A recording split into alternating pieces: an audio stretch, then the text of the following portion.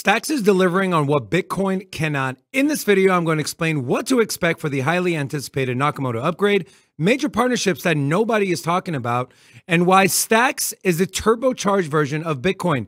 This is your last chance to buy Stacks under $3, and I'm going to explain to you why Stacks is going to go to $6 a lot sooner than you think. Let's not waste any time.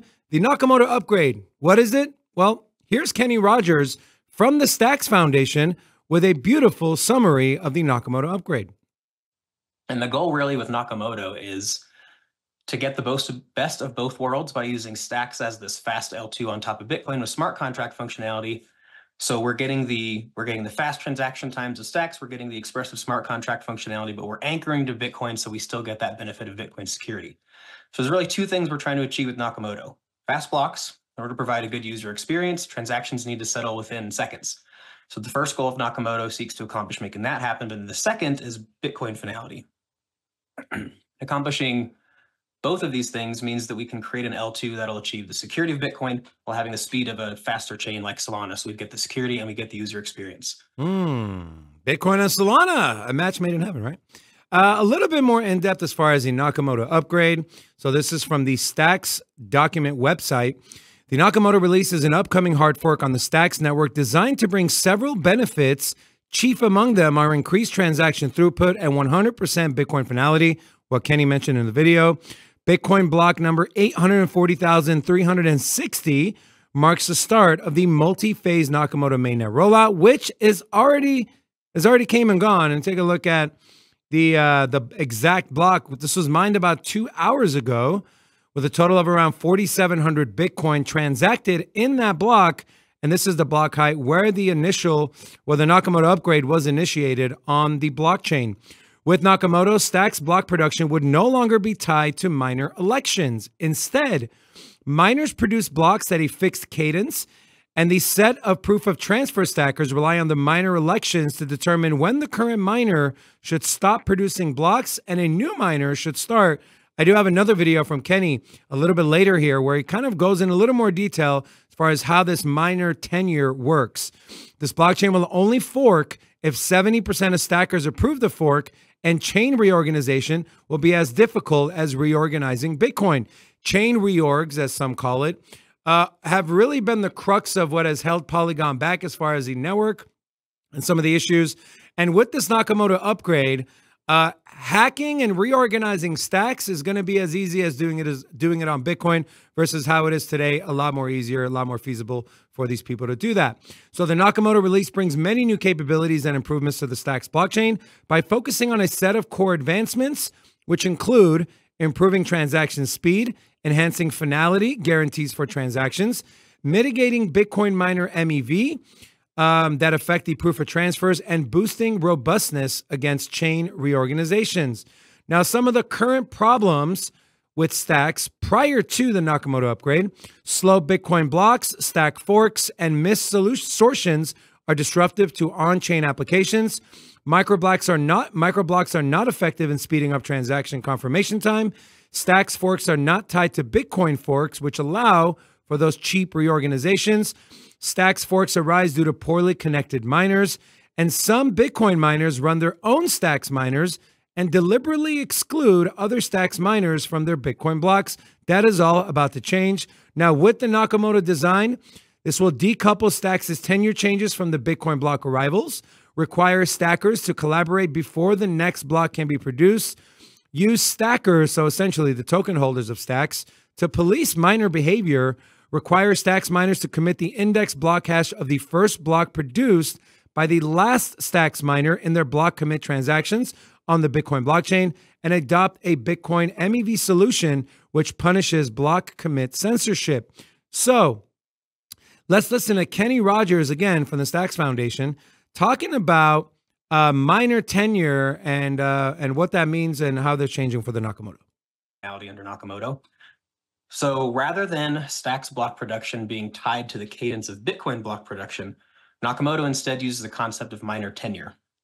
So each Bitcoin block, a new miner is cryptographically selected using proof of transfer, and they're cryptographically selected to be the sole producer of blocks during their tenure, which again corresponds to the length of about one Bitcoin block. and they're producing multiple blocks at a fast cadence throughout this tenure. And really this decoupling of Stacks block production from Bitcoin block production is how we achieve fast blocks. But that does bring up then a question. If a single miner is responsible for producing several Stacks blocks, how does the system prevent them from just adding whatever blocks they want? Since the cryptographic selection process only applies to the tenure, once they have tenure, they're the only miner producing blocks. So how do we sort of add in a control mechanism for that? That's where step 3 comes in, which is where the miner then sends those blocks to signers for validation.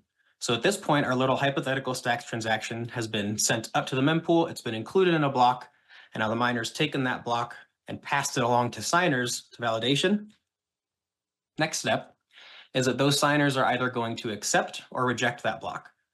So now our transaction's packaged up alongside a bunch of other transactions in a Stacks block, and now it's been passed from the miner into the hands of signers, and 70% of them need to agree on its validity for it to be added to the chain. So by creating this cooperative relationship, we can have fast blocks while actually improving the security of the whole block production process in general, because both of these parties are economically incentivized in order to do their job faithfully and do it well. There you have it. So this is a pretty big upgrade. You know, Forbes wrote an article about this. It's been going on everywhere. It's pretty exciting stuff happening for Stacks. And now some of the partnerships that Stacks has made that not a lot of people are talking about, the one that stands out to me was the Galaxy integrating Stacks, part of the Bitcoin is more than you think campaign. So in our continuous efforts to support builders on the leading Bitcoin layer 2, the Stacks Foundation has partnered with Galaxy to integrate Stacks into the top platform for building Web3 communities. With over 12 million unique users, more than 8 million monthly visitors, and thousands of successful campaigns, Galaxy has propelled the growth of Optimism, Polygon, Arbitrum, and more than 3,600 other partners with its crypto native rewards program. This will be the first opportunity for this community of users to experience dApps from the Bitcoin ecosystem. Also, take a look at how Stacks has performed. Q1 in review. This is from the Stacks Medium. So they had an addition of over 142,000 new accounts in the first 3 months of 2024. This influx has led to a record number of transactions and the introduction of liquid stacking tokens, also known as ST tokens, through Stacking DAO. The partnership with Bitflow Finance has further enabled the establishment of new liquidity pools, marking a significant growth in Stacks DeFi. Some metrics here: Stacks saw its TVL 12.5x during the Stacks rally, whereas the Stacks denominated TVL grew by 74%. You also have in Q1 contracts deployed grew by 148%, a strong signal of growing developer interest. Also here from the Signal 21 website, the current market cap of Stacks grew 679% quarter over quarter. TVL again grew 1,250% quarter over quarter, and total transactions are up 167% quarter over quarter. But we believe that is just the beginning. Part of that reason is the Bitcoin halving and this Bitcoin finance, this Bitcoin DeFi, this NFT narrative. Bitcoin is more than just the most decentralized, safest layer 1 out there. It can do so much more. A lot of people are getting behind that narrative, and here from this article, Bitcoin Fi is an enormous opportunity to make Bitcoin a productive asset. A couple of things that Andre Serrano, the product and partnership manager at Stacks, said to Cointelegraph in an interview, said the vision is simple. Bitcoin is a $1.2 trillion asset class with very little on-chain activity. So there's an enormous opportunity for protocols and layer 2s to make Bitcoin a productive asset. It also goes on to say layer 2s just open up design space for what's possible on Bitcoin. Over the next few years, I fully expect the market for Bitcoin layer 2s to likely meet and exceed that of Ethereum layer 2s. Now, why did I say this might be your last chance to get Stacks under $3? Let's remember what happened back in 2023 in Q1 and the end of the year. We saw ordinals and BRC20 tokens start to take off. Right? So it was February, March, April, and then November, December, leading into 2024. Let's take a look at what Stacks, the price of Stacks did leading up there. And the idea here is that people try to front run narratives, right? They try to find the next narrative 6 months ahead, 1 year ahead, and they try to front run it. let's take a look at what Stacks' price action did back in February of 2023. Now, of course, I'm not saying that the entirety of how Stacks moved as far as price has 100% to do with ordinals and BRC and front running, but I'm sure it had a pretty good majority of what it had to do with it. So we saw Stacks go from 37 cents, rally up to around $1.20, which is a 250% increase in a matter of 30 days. And that middle towards the end of Q1.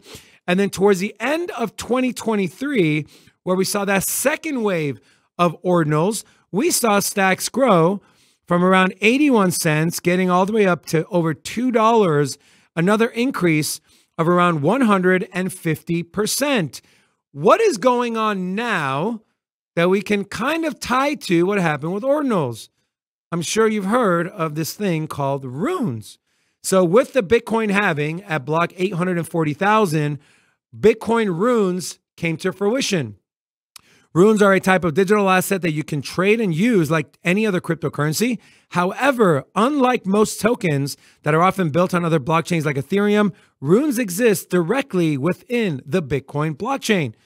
We saw almost immediately what the runes and the hype kind of did for Bitcoin transactions.